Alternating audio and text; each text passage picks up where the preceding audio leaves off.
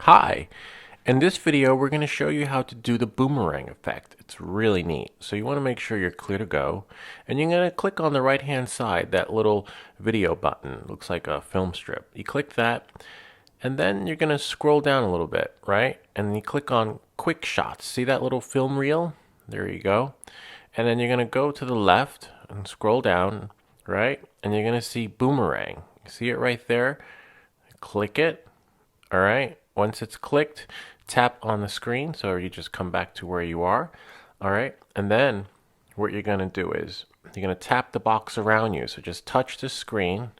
Okay. And then select. Just select by dragging. So you just touch, drag. All right. And if you're happy with the perimeters, it's fine. You leave it as is. If you're not, then you can always change it. Okay. All right, so then I'm not really happy with it. I'm going to try it one more time. All right, so I'd like it a little bit bigger.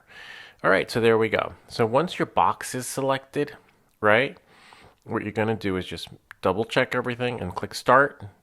1, 3, 2, 1. All right, and then the magic is just going to happen. The drone is going to do everything it needs to do to compile that boomerang shot, which is basically works like a boomerang. It goes out, right?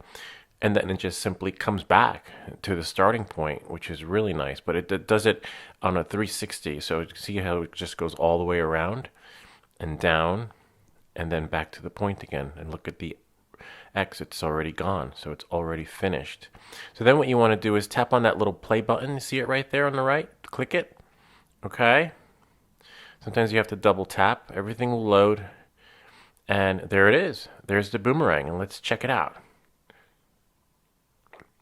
It's going to swing. This is real time, better quality video because the screen recording is by default at a lower resolution.